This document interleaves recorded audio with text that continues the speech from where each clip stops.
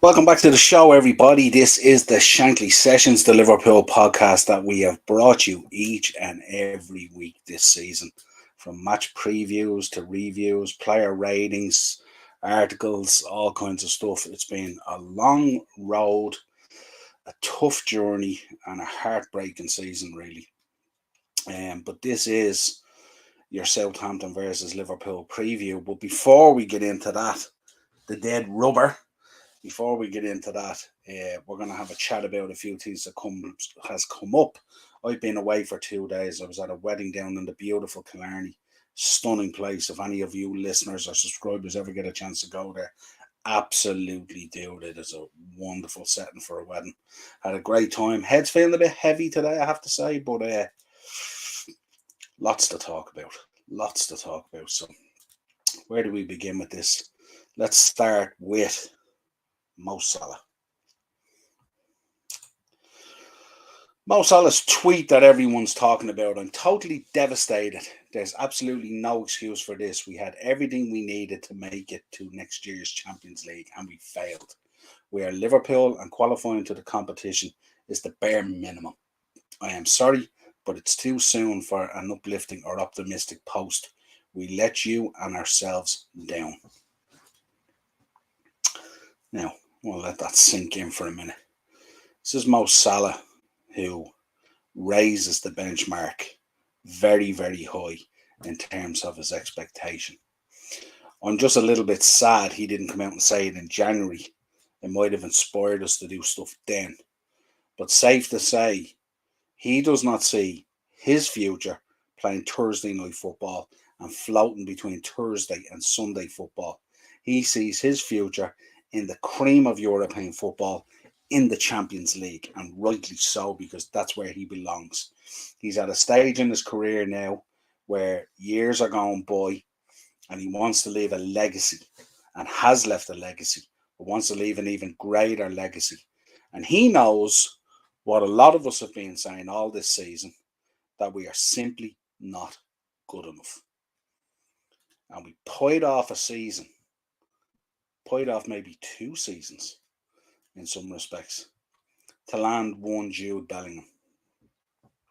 So we mortgaged off a year of Mo Salah's career, Thiago Alcantara's career, Alisson Becker's career, Mo Salah's career, Bobby Firmino's career, and all these other great players that we have.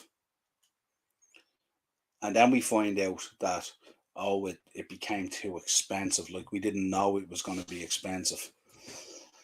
And so we now find out that it looks like Jude Bellingham's probably going to be going to Real Madrid. And it looks like the fee is 89 million plus add-ons. Now, that hasn't been confirmed. But if that's the case, very, very serious questions have to be asked about this club, our manager, and our owners, because this is absolutely disgusting. And on top of that, then we had the gaffer coming out, and I've been talking about this all season till I'm blue in the face.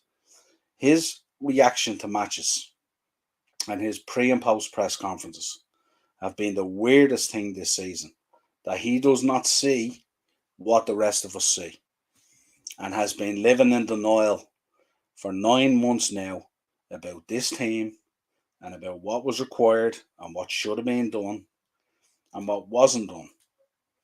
And he came out and he said, "Oh, well, I seen Mo Salah in the canteen earlier and he was smiling." Do you know probably why Mo Salah's smiling? Because he's probably going to land into your office with a transfer request. Because he probably is sick of the carry-on of this club constantly falling short in the market, in what we should be doing, in the players we should be bringing in, and the quality of the players we should be bringing in, and in taking that extra step every time to put us in that position to constantly go at Man City on a more even keel, instead of expecting Jurgen Klopp to perform miracles week in, week out with players that are just simply not good enough. You know, I'm really, really disappointed in how the season has gone. I'm not talking about the fact that we had injuries. We did. But Mo Salah has come out and said this. And I think he's saying what a lot of us have been thinking for a while. But on the back of this, where's our captain? Why isn't our captain coming out and saying something? Where's Virgil van Dijk? Where's a lot of these so-called players? Where's Andy Robinson? Where are these players coming out saying what needs to be said? Thursday night football for us is just simply not good enough. Fifth in the league is simply not good enough. Being surrounded by Brighton and Brentford and Fulham and Aston Villa and teams like that, and no disrespect to any of those teams, they're all really, really good teams. They've got good players, great fan bases, all that kind of stuff. But they're not Liverpool Football Club.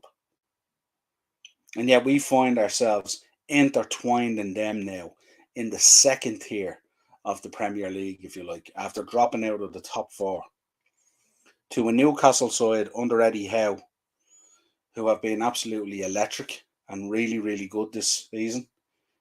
He has taken them from 19th to third or fourth, whatever way it's going to finish up.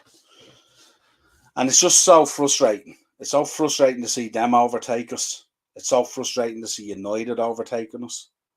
And it's going to be banter central next season. Thursday night football, Thursday Sundays, Thursday Mondays, Thursday maybe Saturday evenings, all that kind of thing. It's going to be totally disruptive for us and going to be horrible to follow.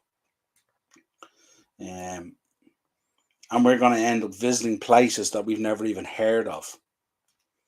And that man there in the picture deserves so much more, because without him and without Alisson Becker, where would we be? Where would we be? And it is, as I said, it's just a shame he didn't come out and talk like this in January and put the gun to their heads to get something done. And it's just so frustrating. Now, let me get on to talking about Jurgen Klopp. It's just absolute nonsense of the highest order. I seen him in the canteen earlier and he was smiling. It's just trying to glaze over the shortcomings, both from him and his team, his crew, and the owners, and to smother it all the time and paper it over it like it's already okay. It's just so annoying. And we can see the narrative that's coming. Oh, we didn't make Champions League, so we don't have the money. We win it, we don't have the money. We get to a final of it, we don't have the money. We win the Premier League, we don't have the money. We miss out on the Premier League by a point or two, we don't have the money. We win 2 domestic cups, we don't have the money. When are we going to have the money? When are we ever going to have the money to take that extra step to bring in not just 1, 2, or 3 players, but that 4th player that finishes that puzzle, that gives Jurgen Klopp everything that he needs? When is he going to start sorting this out? It's so frustrating. So frustrating. And then to turn around, I mean, it's bad enough a few weeks ago he was having to go off the Twitter brigade and stuff like that. The same Twitter brigade that was talking about how much work we needed in midfield while they were off on their jollies buying in left-sided forward players, to the point where we're loaded to the gazelles with them now. And we have a midfield that's shambolic. So let me quote. That's a big problem in football. I know that. But besides that, we have European nights next year. Instead of Tuesday, Wednesday, it's a Thursday. Who cares? Who cares? That man on the screen cares. This guy on the camera cares. I'm sure Virgil van Dijk cares. I'm sure Alisson Becker cares. I'm sure all these world-class players that we have care about having to go travelling on a Thursday and then back on a Sunday to play football, to maintain some sort of a league position, going off to far-flung places, travelling the length and breadth of what the Europa League covers. Who cares? That's the answer we're looking for, all right. Absolutely insulting us again. Insulting us again. And any fan out there who thinks I've no problem with taking a year off and going into the Europa League, just go find another team to follow. Seriously, just go find another team to follow, honestly, because it's an absolute nonsense. Great games, atmosphere. The FA Cup will happen again. The League Cup will happen again. Great. And the Premier League is there as well. Let's give it a go. Let's give it a go. Does this man realise what has to be done this summer? Does he realise that the picture we got last week of these players leaving should have another 4 or 5 in that picture? Giving out plaques FC, are we now? Shocking. Shocking. So frustrating. Can't believe it. Can't believe it that this is our thinking and this is the way we talk.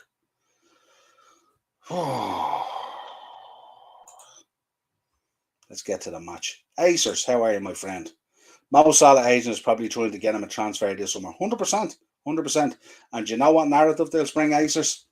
That we're going to move Mo Salah on. It's now time to move on and cash in and get that money in and reinvest it in players. This is what the narrative will be. Man is an absolute sensation. Cologne 1, Bayern 1, and Dortmund 1, Mans 2. Yeah, it's shaping up nicely, Acers, isn't it? Absolutely. What was happening with Dortmund going 2-0 down? Absolutely crazy. And Haller missing a penalty as well. They need to get on it, get fixed up. Love Dortmund to win it today. Absolutely sensational. Hopefully they will. So we have the nice little journey down to St. Mary's to finish off our season against Southampton, who are relegated. So they're relegated. And in somewhat, we're relegated as well to the second division of European football. So we have plenty in common. But Southampton have looked in trouble all season when you think of Southampton. I mean, Hasselhoodl went out. Nathan Jones came in, absolute disaster. And from there, Ruben Salas came in, and it's just been a massive struggle for them. And what has really caught up on Southampton is that for the last number of years, they've been selling off the crown jewels generally, selling off what bit of quality they had and stuff like that. And because they were doing that, and because their scouting and their player setup in there is not of the quality of, say, the likes of Brighton, who just keep on churning out quality, replacing it and cashing in on it. They got caught this time, and they found themselves, and we said it a number of times with Hasselhoodl as well. I said, you would have to build up a bit of a lead in order to maintain, to not drop into that relegation zone. And this year, they were down around that danger area all season and just couldn't get out of it. Just couldn't get out of it, and they got relegated. So we're toddling off down there tomorrow for this dead rubber. Personally, I'll be watching the relegation battle because I think that's where it's at. I'm really looking forward to it. I don't have a preference for who goes down. I'm not necessarily celebrating if everything go down or anything like that. I don't really care. I just hope it's real nail-biting stuff and a good end to the season. Acers, if Liverpool should be signing Ward-Prowse after the match tomorrow, yeah, for our bench. The whole world of this, Acers, the whole world has changed now. Man City has changed the way football is now, and we now have to go out and not only have quality on the pitch on the starting 11 in every position, but also a similar level of quality sitting on the bench, ready to come in when needed. And we now need players that are able to play 30, 40 games a season and be available for them. Can't be carrying injuries anymore, can't be carrying passengers. Ox going out the door. Keita. All the narrative today, where is this coming from? Naby Keita injured, won't get the farewell and all this kind of thing. This guy has the same stats as Paul Konchesky. Give me a break. Give me a break. You swear we were sending Kenny Dalglish off or Ian Rush or something like that, or Robbie Fowler, or, you know what I mean, Steven Gerrard. It's Naby Keita. The guy has spent more time in a tracksuit than he has in playing gear. The guy's probably still wearing the same pair of boots he came in the door with. He's played such little football. Give me a break. Everyone going on. And Twitter lit up about Naby Keita's send-off. Please stop. Stop, please. He got a send-off last week. Should be more than enough. Don't even get me started on that game last week. Another shit show. So if you look at current form at the moment, we're still on the unbeaten run. Just Southampton, 5 losses on the draw. We've got 5 wins on the draw. So it couldn't be any more stark contrast. Henry's in. Afternoon, Noel. How are you, Henry? Good to see you, man. Hope you're well. Let's take some team news. Look at matters. Just play the under 21s. Who cares?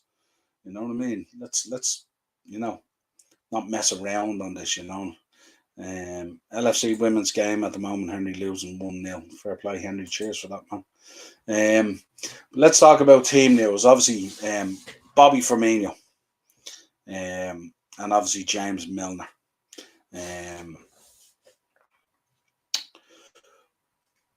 Hopefully there's some game time there. Ox looks like he might be able to get some game time as well. Keita will miss out. Kanate could miss out with illness. Andy Robertson might be out with a groin, or both doubts for the game. Obviously, Thiago's out, Stefan's out, and Calvin are out.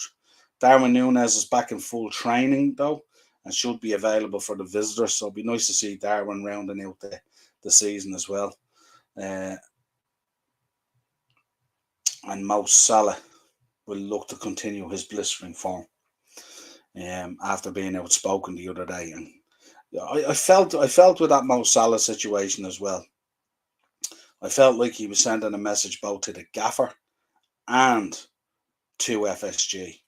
Because, I mean, obviously discussions were had, and we know during the discussions in relation to renewing his own contract, he wanted certain assurances from FSG and from Jurgen Klopp in terms of what way the trajectory of the club and what way it was going and what kind of commitments were going to be made. And I'm sure they have fallen way short. Good man, Henry. Yeah, the wedding, I was absolutely class. I'm paying for it now, Henry. Yeah, we had a great time. Beautiful setting down there in Kerry. An absolute fabulous part of the world. Backdrop of the mountains and all. We were in a beautiful old style cathedral, and then we went to a place called the Muckers Park Hotel and Spa. Absolutely stunning hotel. Had a great time. Got well looked after. We weren't staying in the hotel. We were staying out from it. So we were in a place called the Climbers Inn. An absolutely beautiful place. And it was right at the foot of the mountains. There was a lovely lake area and all and stuff like that. It was absolutely beautiful. Henry, oh dear. But yeah, we had a great time at the wedding. So then let's take some team news here for Southampton. James Ward-Prowse looks like he's going to be available. But there's so many of these players are checking out. Walcott's out of there, Caballero's out of there, Mohamed's out of there, Romeo Lavia, I should say. Kyle Walker-Peters, Shay Adams, they've all been linked with exits. Question is, would you have any of them at Liverpool? And 7 ladies, he says, 7 ladies leaving at the end of the season. Yeah, it's just not good. The signals coming out of the club are not good. The Jude Bellingham stuff, the links with Mason Mount. I'm just tired from it at this stage. Roma Perel is a long-term injury, and Livramento, of course, could be handed a cameo at the end of the season, actually. So it'd be nice to see him back after that bad injury and stuff like that. So that would be interesting. But again, it's one of those matches. Do we really care at this stage? There's nothing really to play for. We've tied up 5th. But who cares? Who cares? 45 years following this club. Who cares about coming 5th and dropping out of the Champions League? Good question, Jurgen. Good question. Starting lineups. Let's look at starting lineups. For Southampton, McCarthy, Bree, Benarek, Lianco, Walker-Peters, Ward-Prowse, Lavia, Walcott, Alcaraz, Elionesi, and Aribo. That's what they're looking at for the starting lineup potentially for Southampton. And Liverpool, I think we won't get a huge amount of changes. We might see some players just making cameos and stuff like that. But Alisson, Trent, Matip, Van Dijk, Costas, Milner, Fabinho, Ox, Salah, Firmino, and Diaz. That's what they're looking at there. Potentially not even a starting place for our captain. Makes you wonder, doesn't it? Makes you wonder. Henry, FSG refused to fund the ladies' team point blank. We have to look elsewhere for funding, and no Anfield games for the ladies. Says it all, doesn't it? Says it all. Where other clubs, Henry, at the moment are going ballistic about their ladies' teams. They're blowing them up and stuff like that. The Chelseas and the Arsenals and the Uniteds and all of this world. Absolutely blowing their ladies' teams up. We're paying it off. Shocking. Shocking all around the club. What's your prediction? Would I be surprised tomorrow if we coughed up points to Southampton? No. I'd probably expect us to go out with a win because they've been so poor, Southampton. But I mean, if you look at us and how we played against Aston Villa, would you be surprised? Klopp and the boys will probably get down there and they'll probably corral up a number of players and say, would you like to come to Liverpool? You know, absolutely shocking. Henry, I am hashtag FSG out. I think like all of us, Henry, absolutely. Had a quick look at the betting. Again, just so frustrating. Southampton are 11-2. The draw is 4-1, and we're 4-11 on. So heavily in favour of us again. I have enjoyed the last 2 months of the season. We have been on a good run. We have played football since that move for Trent into that inverted role. I think we've been playing much better football. I was very disappointed in the Aston Villa game.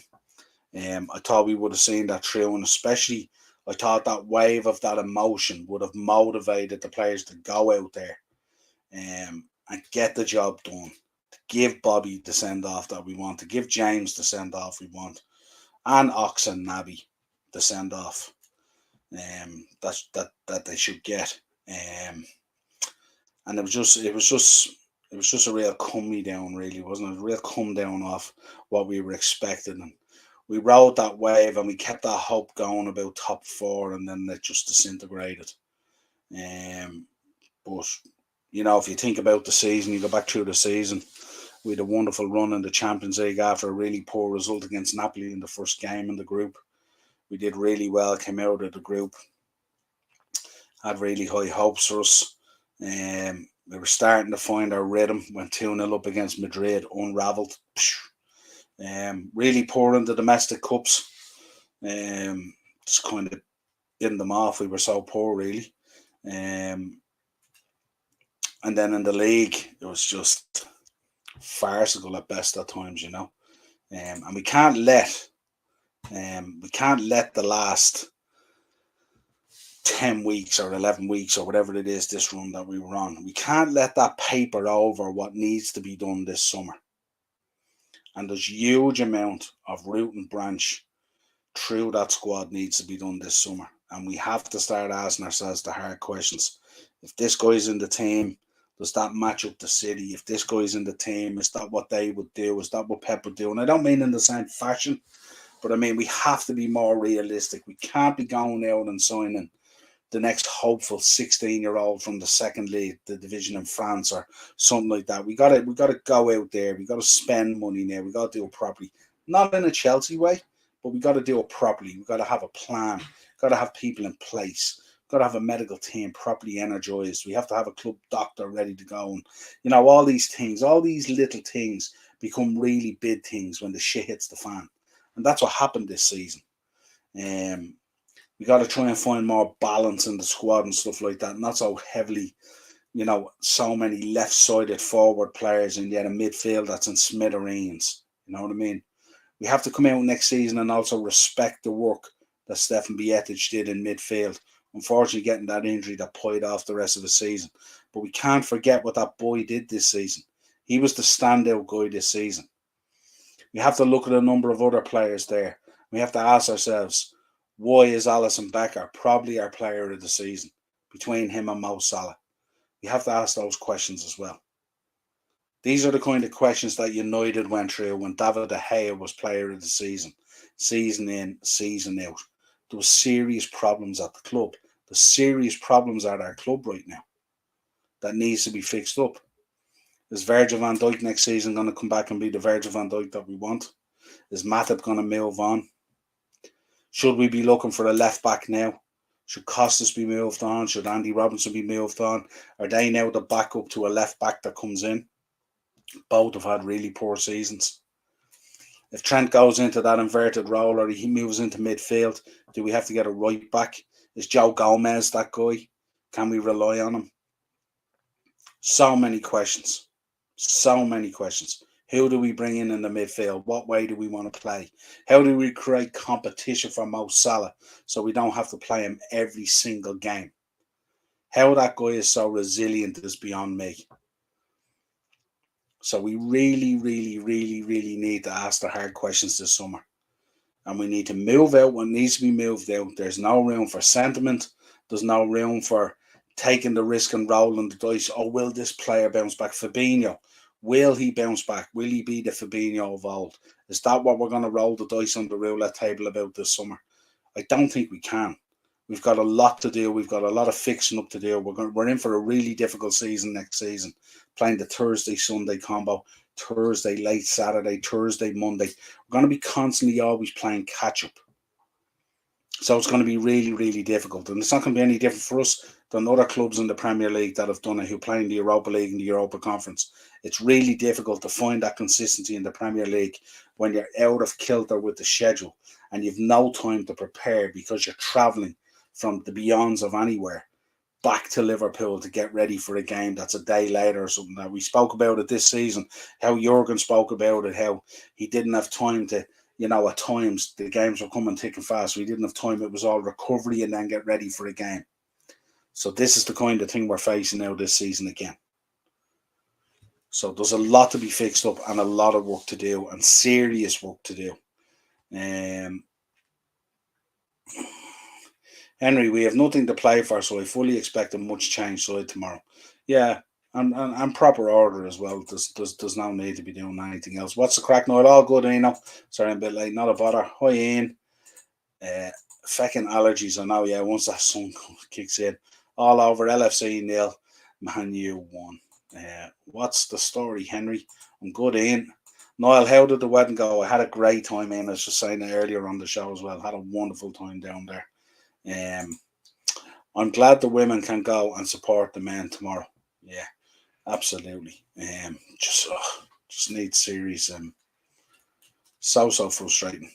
We will come back probably next week. We'll do a match reaction tomorrow at some stage, no doubt, folks.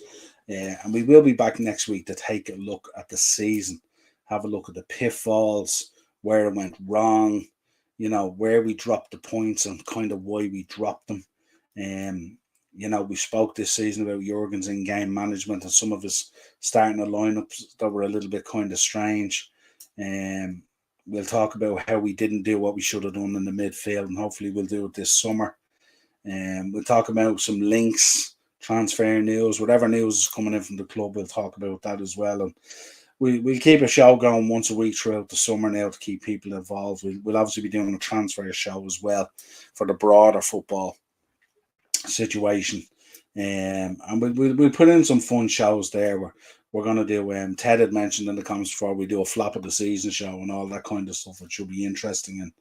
And we'll keep an eye on all the football matters that are going on and do little shows and stuff like that. I might be back tonight, or I might be back tomorrow, or I might just do a short one. I'm not too sure. I'm not happy either about this La Liga reviewing the ban and the punishment that was handed to Valencia in relation to the Vinicius Junior racism situation. And apparently that they have reduced it. I'm absolutely fuming about that as well. And I'm going to be talking about that either later on a show, or I might do something tomorrow. I was going to do a short on it, and I think it just needs more than a short. Not a long show, maybe 10 minutes, but it needs to be spoken about. This is absolutely disgusting. And the football world, when the football world wants to come together for change and they get that wave going, they can do it. And something needs to be done. This is unacceptable. Absolutely unacceptable. And anyone who's playing Valencia should refuse to play him until the punishment is handed out. And whoever reduced it at La Liga needs to be pulled across the coals as well. And this needs to be sorted out. But we'll talk about it at a separate show that needs to be addressed. We need to start finding out now if these federations and these bodies that are overseeing these different leagues around Europe are really serious about no to racism and respect. And it doesn't look like it at the moment in La Liga, the way they've approached it. But we'll go into more detail later on about it. Until next time, folks, an absolute pleasure. I'm going to take a few comments here before we go. This must be one of those Klopp problem stories. Yeah, absolutely. I'm going to do a review of the ladies and men's season next week. Big up, Henry. Absolutely spectacular. Take your time, Niall. Yeah, absolutely. And Henry, Valencia should be relegated. Absolutely. It's just disgusting. You're only back from a wedding, bro. Yeah, I'm fairly tired as well. You know, it was a long out drive, nearly 5 hours, you know what I mean, down and back. So tough out going. Henry, Tata and Oil, enjoy the rest of your day. You too, Henry, and enjoy any shows around you do. Make sure, folks, you subscribe to all the channels in the chat. Of course, drop us a subscribe as well if you haven't as well. Hit like on the video as well and hit that bell notification for when we go live. Let's roll on. Let's hope the Reds round out the season with a win tomorrow. But yeah, the curtain comes down on a very, very disappointing season. That carried so much hope after missing out barely on a quad last year, ending up with 2 domestic cups. But hopefully next season we can fix up, and hopefully the gaffer, hopefully we can get more serious in our terms of our thinking and what our expectation is. Let's listen to Mo Salah. He is the man. He is the man who was setting the narrative there. Hopefully come August, he's still going to be around in a red shirt. Let's see what happens. Until next time, folks, absolute pleasure.